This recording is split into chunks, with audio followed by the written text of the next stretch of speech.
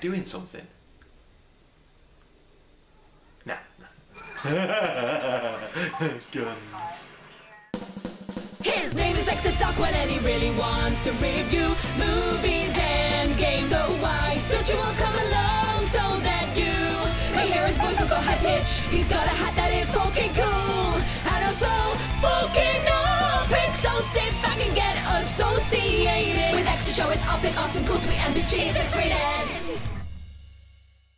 Hey guys, xthedarkone here with fucking X-rated episode 2. Oh man, I can't believe I've put this off for so goddamn long.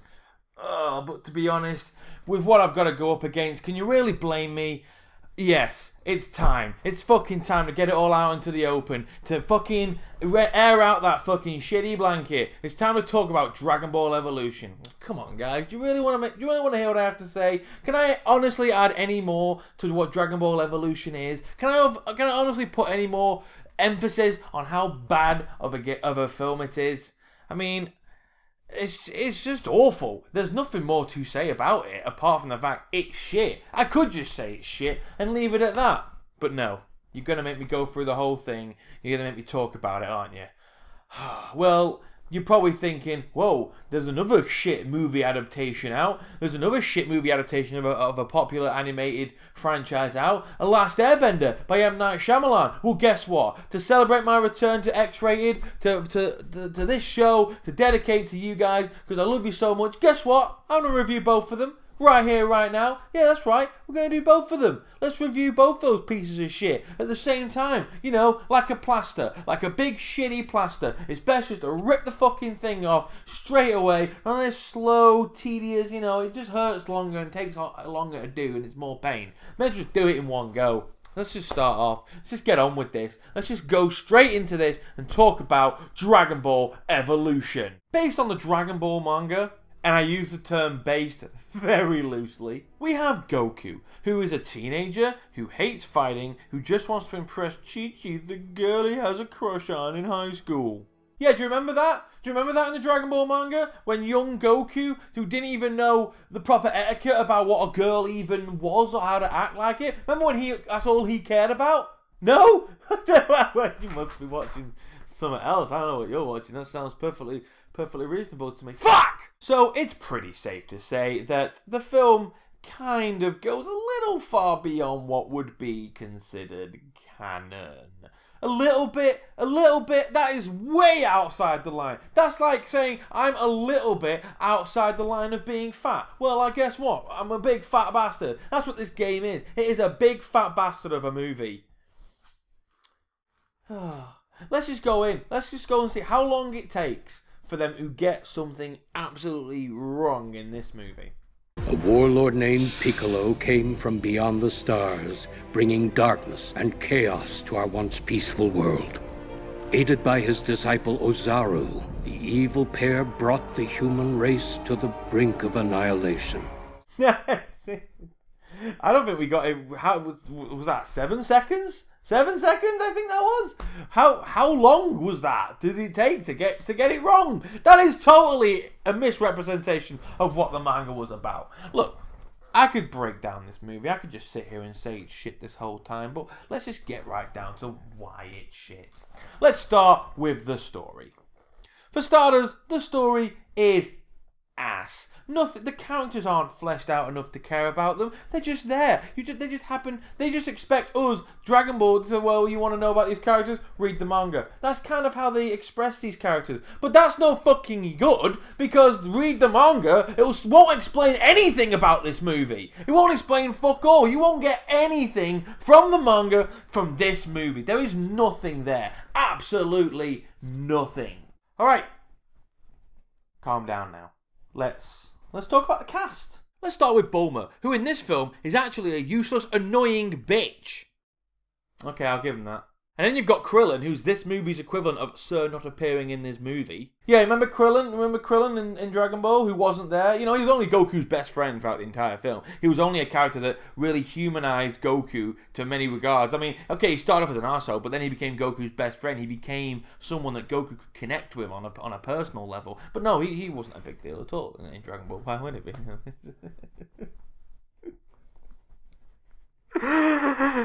And then you've got the rest of the cast who share very little else apart from a name from their anime counterparts. The acting is just balls, it really is. There is nothing here that brings me in, even Chow Yun-fat, and that was really disappointing because he is an okay actor, but it's Goku that really does that bad of a job at sucking. They push me so far that I want to explode. Yo, I could tear them apart with one hand. But it's not just a bad acting or poor storytelling, it's the inconsistencies. Pretty much nothing about this movie matches up to the anime. I mean, poetic license is one thing, but wiping your ass with the source material is going too fucking far! Well, my grandfather would say, beware of the Nemeks. I'm sorry, what? Yeah, they're an alien race that nearly destroyed Earth over 2,000 years ago. Really? The Namekians tried to take over and destroy the world. The Namekians that we've never heard of in Dragon Ball until Dragon Ball Z, who are actually a peaceful species. Okay. Well, let's hear what Master Roshi's got to say, shall we? The final level of airbending technique is the Kamehameha. Kamehameha wave. To master the Kamehameha. Kamehameha wave. Kamehameha. Kamehameha oh, forget about it. You know the Kamehameha wave, you know the technique Goku saw once and was able to do it straight off the bat. Well, in this movie, it's kind of the central point of the technique he has to learn and can't even do it. Goku's a genius fighter, remember? Holy crap, this actually looks pretty good. Seriously, this could in a small way redeem the movie if they get Kamehameha right.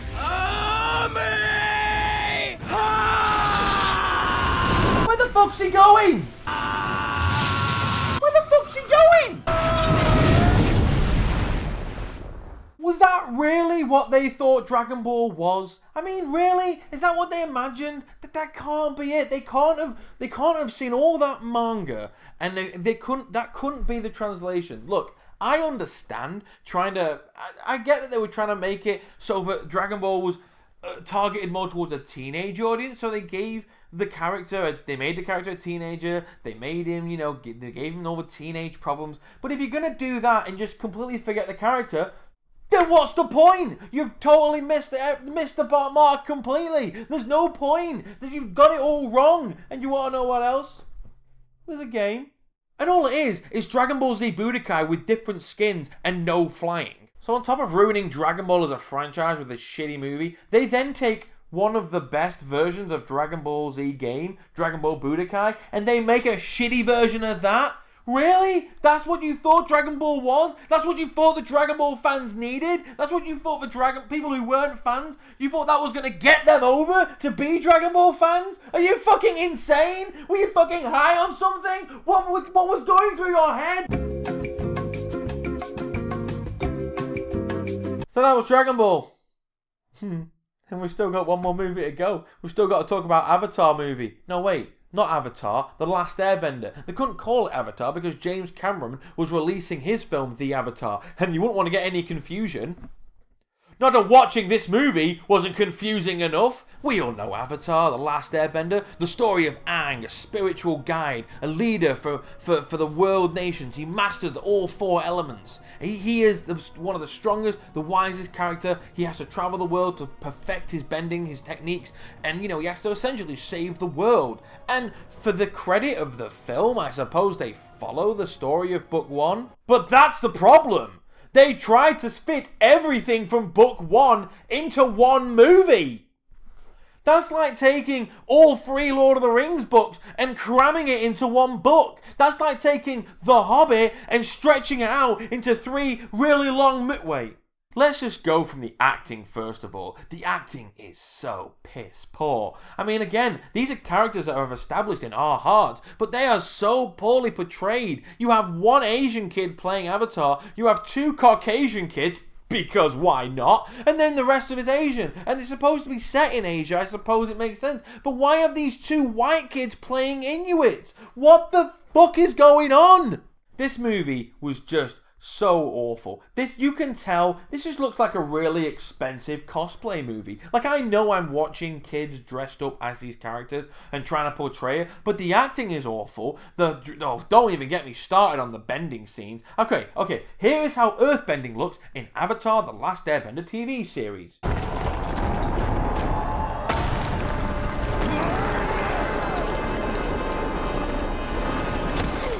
And this is how it happened in The Last Airbender.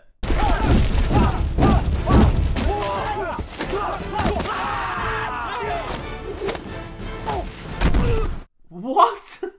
That was so bad. It was just awful. It didn't even look... I don't understand this, because in the animated series, they hired stunt directors and people to actually create a fighting style to then animate. So why couldn't they use that to do that? I don't understand. I've seen fan-made movies of airbending, of element bending, that looked better than this Hollywood blockbuster. Saying that, going back to Dragonball, I've seen better fan-made better fan-made films of Dragon Ball stuff. I don't understand how they fucked it up so badly. Do you want to know what's even worse?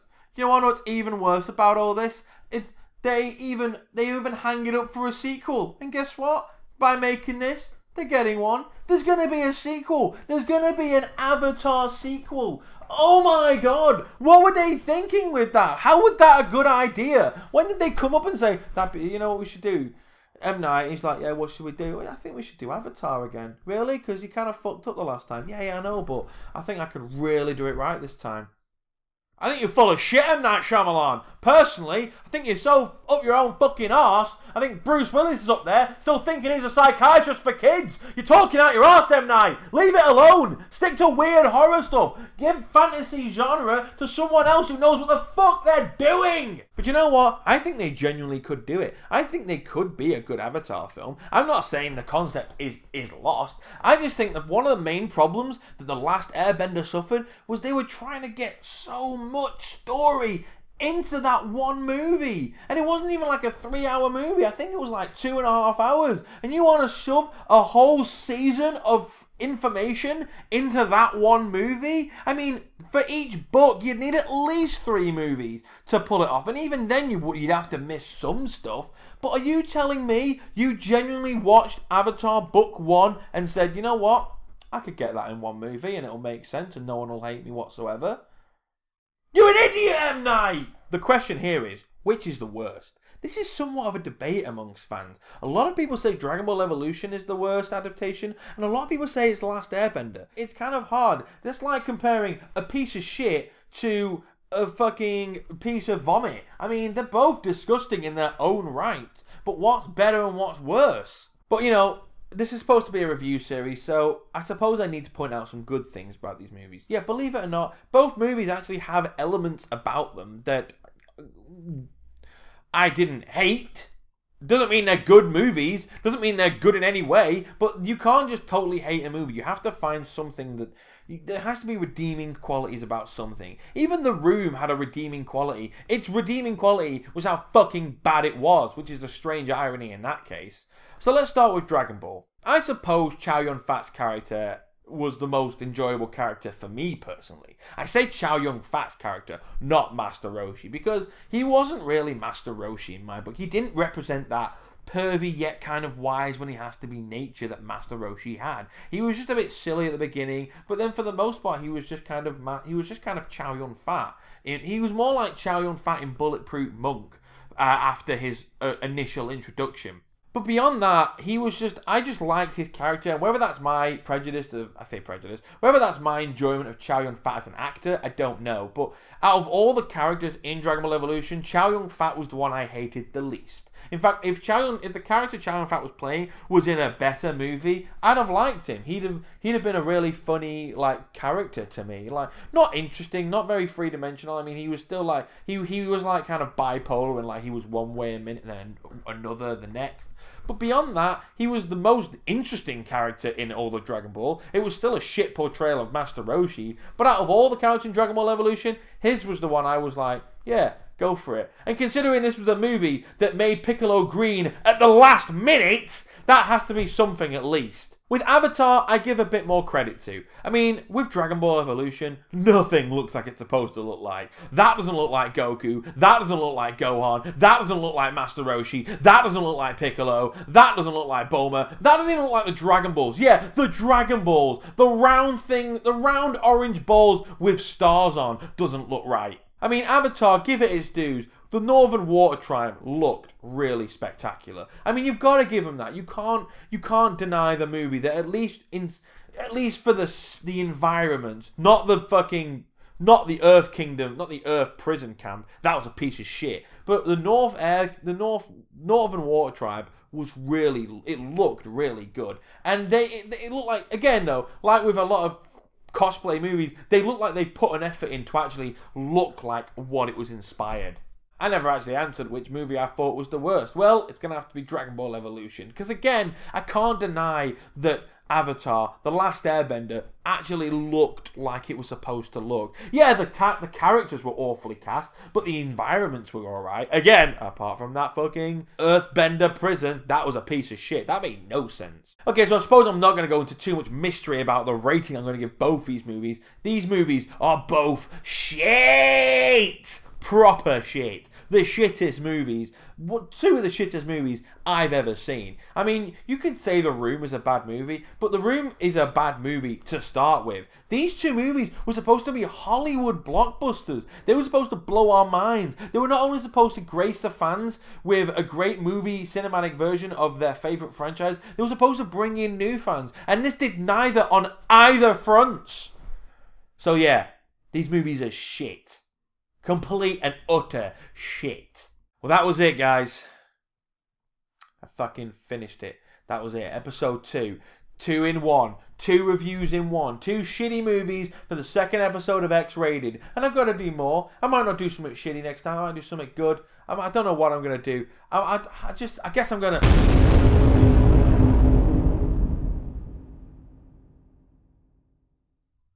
Oh, okay. Oh, I guess we're doing that. His name is xthedarkone and he really wants to review movies and games. So why don't you all come along so that you may hear his voice will go high pitched. He's got a hat that is fucking cool and also fucking epic. So sit back and get associated with X to show his epic, awesome, cool, sweet, and bitchy. It's X-rated.